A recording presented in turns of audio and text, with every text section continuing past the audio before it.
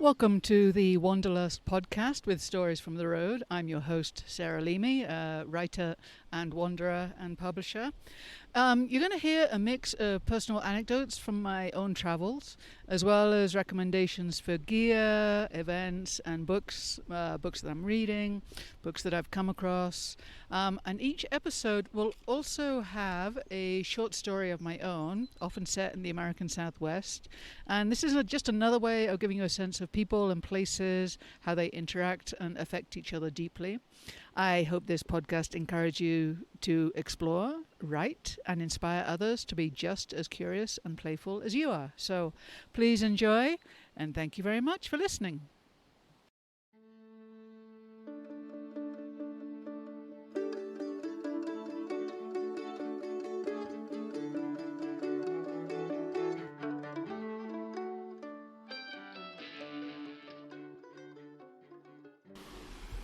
Why, good morning. I think you can probably hear this in the background. I am recording today from next to Williams Creek, and the water's flowing not nearly as high as it had been. It was kind of crazy for a long time, a little too worrying, but right now it's the source of all coolness. It's in the 80s and 90s during the day, although yesterday morning was down to 37 again with a hoarfrost on the ground. We are in the San Juan Mountains near Pagosa Springs. I'm working here all summer. And yeah, I've been talking so far this season is a little change in focus, a little more about working as a campground host, giving you information on that, some stories about it, and letting you know what's going on with that. And some also, each time I'm talking about different things I use or recommendations I have, events I have. For example, Labor Day in Pagosa Springs, that last weekend in August, early September, there's a big Four Corners folk festival. So you should check it out. I'm not sure what the website would be, but if you looked up Pagosa Springs, Colorado, Four Corners Folk Music Festival, I believe it's the last weekend in August or the first weekend in September. And it takes over town. It's up on Reservoir Hill. There's camping. There's the hot springs here. There's free hot springs under the bridge. There's a ton to do. There's lots of hiking and biking and kayaking. There's the creek, the river going through town, which you can go soak in. You can go float in. You can just stand in, cool off in. So yeah, I recommend it. Have a look at that first. After that, I wanted to also tell you about the Omni oven. I don't know if any of you are camping and you really miss having an oven and really miss cooking like more than just 1 or 2 pans of simple food. I recommend you look into getting an Omni oven, O-M-N-I oven. I believe it's a Swedish company. I, of course, probably got mine from Amazon, but someone recommended it to me, this woman that had traveled around a lot around Central and South America on a motorbike. And she had one, and she used it for everything. And I figured if someone on a motorcycle took it with her, that's kind of a big recommendation. So the other day we had a campground host potluck, and I took a friend, and I cooked beforehand because it was potluck. So what are we going to bring? I made us brownies. So making brownies when you're living in a van next to a creek is such a delight. You just use the same old regular recipe, cooking it all up. And this oven, it's kind of a round shape with a hole in the middle, and somehow it circulates the air, so it's like it's baking. And so it made really perfect brownies. So that's something I recommend. I've made bread in it. I've made pies, frittatas. You can make it scones. You can do so much with it. And even at this elevation, the way it's designed, you put all the ingredients in, once you've got your mix ready, put it in. There's this lining in the pan with a lid on it over sort of a medium flame.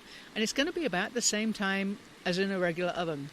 So you don't even have to think about it. You don't have to do anything or change anything. No adjustments for altitude, no adjustments for this, that, and the other. So anyways, that is my recommendation for now. It's small, it's compact, it has everything you need, and it's one little bag. If you want, you can even ask and get a little basic recipe book to come with it for a few bucks more, probably $10 more, not much. So anyways, recommend it. Omni oven. The other thing I was going to talk about, I don't think I remembered to come back to it. When I was here, one of my first days off, I was in town and I met Lola. My name's Lola Snip Snip, who gave me a haircut. That I believe it's in episode 1 of this season, the first of the second season, so it came out probably June. Anyways, have a look at that. I'll look at the number later. But the same day, so I'm sitting there with my new haircut from Lola, the 86-year-old stroke victim. It's a whole other story. I was sitting there, I'm eating tomato soup, waiting for a phone call. I had a meeting online or something, sitting in my van in a parking lot. And I watched 2 vehicles coming racing towards me into the parking lot. There's like a ATV, quad, whatever you call them, comes flying through, and then someone in a big full-size black pickup truck, Texas plates, flying through afterwards. And I'm thinking to myself, sipping on my soup, thinking, stupid buggers, playing with each other. But then I watched them, and I realized that the man in the pickup truck was trying to run over the man in the ATV. And the fellow in the ATV was flying around and trying to hide behind signs. I'm the only one there in a vehicle. Only vehicle there.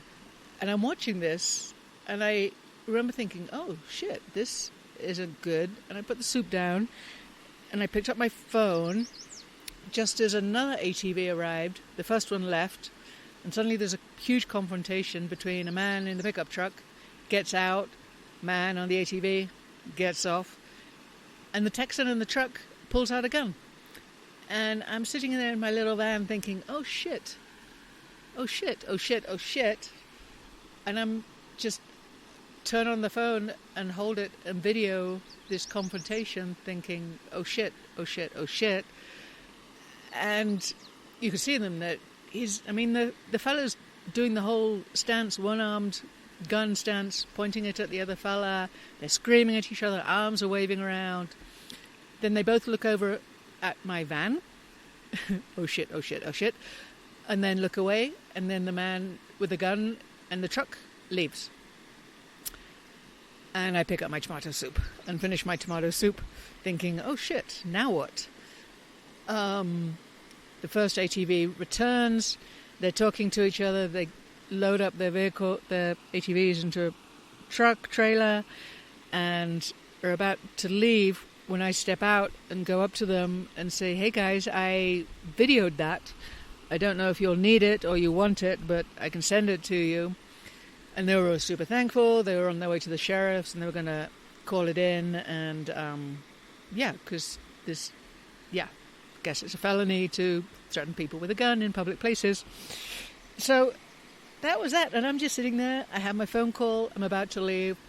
Then this big old fucking full-size black pickup truck pulls up, slams on its brake in front of my van and blocks me in. And I'm thinking, oh, fuck, it's the man with the gun. And I am just in the van. And this middle-aged woman jumps out of the black truck. And then the 2 men and comes over and introduces themselves. It was the mother and it was the father's son that had been attacked or threatened by this Texan with a gun. And we ended up talking and chatting for a while. Apparently it all happened because on the dirt road there was construction, there was, it looked like the pickup truck, gunman, told the ATV boy, it was the young son, to go round him, and then after that decided no, he didn't want the young son to go round him, and so was trying to run him off the road for something like 5 miles.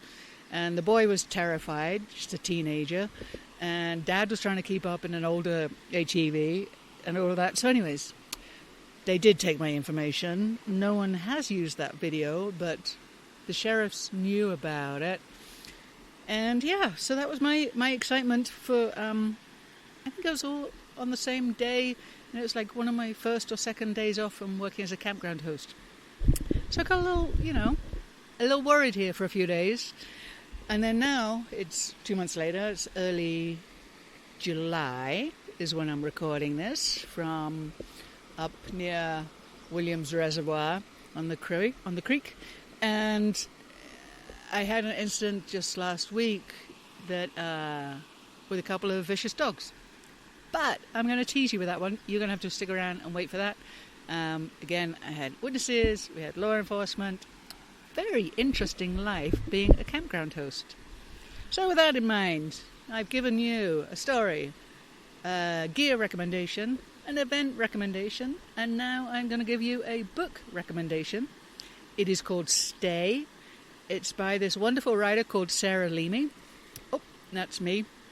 And yes, so the way they described it on the back is come out with Madville Publishing this summer of 2023. And on the back, the way the publisher Kim wrote it is this. Stay is a hybrid visual story of a British tomboy and clown negotiating place, identity, trauma, friendship, play, and violence. It mixes illustration, photography, and narrative non-fiction. It's an experimental work that transcends the binary, bravely imagining a world that makes space for all of us. What happens when an awkward and shy tomboy doesn't always feel safe at home or at school? Leamy has fantasies of another life, and at 18 she finally takes flight. She leaves her small town to study languages and migration patterns in London before setting out with a rucksack, a teddy bear called John, and juggling toys to hitch across Europe and the States. Leamy begins to wonder, will she ever find her people, her place, her purpose? Or will each new home be forever as inconsistently hospitable as the first? I have, at least on the book, there are 3 different blurbs, write-ups by writers I admire. Monica Prince, author of Roadmap, Nance Van Winkle, author of Sister Zero, and David Deutsch, author of Once Before Sunset. And I have to say, it's one of my most vulnerable books, and it's also, I'm really proud of it. I think this is a huge one for me, and I hope you enjoy it. I'm going to be reading little bits from it. You can buy it online. You can find it online. If you look up Sarah Leamy plus Stay, you'll come across it. Or you can go to Madville Publishing and look up Sarah Leamy plus Stay. Or you can go to Amazon and Barnes & Noble. You'll find me there. References, reviews are starting to come in. And if you do read it, I really hope that you write a review, because it really makes all the difference. And I think this is a book that needs to go out into the bigger world. It deals with a lot about bullying. It deals a lot about vicious dogs, what's the sense of safety, home, family, chosen family, community. So I'm going to start today and tempt you with one piece, and it's called One Big Living Room, and it comes from my time in London. So this is from Stay. One big living room. Too much, too much, too much. Thumping, pounding, echoing feet, stomping deep voices. Screaming laughter, sharp voices fighting to be heard. So bloody loud, my ears bleed, my nose bleeds, my toes bleed. And the drum and bass booms through my feet and into my head, and it's too much. Too many voices pounding away at me, demanding attention. I'm edgy like a cat in heat. So Kate takes me across the stretched out legs, bodies sprawled on the dirty concrete. And there's a place on the floor against a wall, small, dusty, dirty. But so are we, and we fold up heads on knees and stare, both grinning as we watch and eavesdrop. Eyes open, eyes closed, the thumping of boots on floor, dancing and pounding away. And we filled the warehouse, everyone sitting and talking and chatting and laughing, and I juggle, hands and wrists in time to the bass beat, the bounce in my hips and my knees. I'm part drum, part guitar, and lost in the music, the moment. 1, 2, 3, 1, 2, 3, over, behind, back, high, low, bounce. 1, 2, 3, 1, 2, eyes on the ball, ignore the crowds. All my friends, the squatters, musicians, painters and writers. We all sit around the pub like this is our home, one fucking big living room, and John's dogs run around between legs, still hungry, still looking. And there's another one. Vermont, 2017. Remember, I whispered to myself, pacing the small apartment, scribbling notes, sketching all those cartoons of driving across the country. But I was scaring my dogs, Harold and his bone, and Rosie with her day-old apple, those easiest of friends, with my constant muttering, remember what it took to get here and what I've left behind. So, yes, I hope you check it out. Let me know if you have any questions about this book or you want to talk about it. It's, it's pretty vulnerable, and even some of my toughest friends have admitted to crying by the end of it. So, if that's a recommendation for you, that's the recommendation I have. Anyways, thanks for listening in. I will come back to you in a few weeks' time and tell you a little bit more about working in Pagosa Springs area in southern Colorado, having a summer in the mountains, the ups and downs of campers and dogs and water and heat and mosquitoes and the gear I use, the books I read, and the books I write. So thanks once again for listening in. I hope you're doing well. Bye.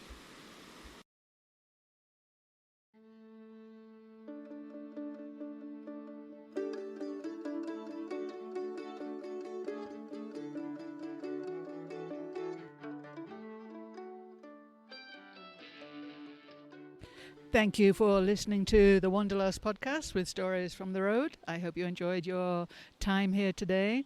I'll be back in a couple of weeks with more anecdotes, more stories, more books, more gear, more inspiration, hopefully. If you would like to support me and my free podcast, these offerings, please go to sarahleamy.com and you'll see links to my artwork, my published books, and lots of also anecdotes and travel essays that are on the website. So poke around over there at sarahleamy.com. There's also a Buy Me a Coffee page if you'd be so kind. That would be great. And yeah, spread the word. Enjoy. I'll talk to you soon. Bye.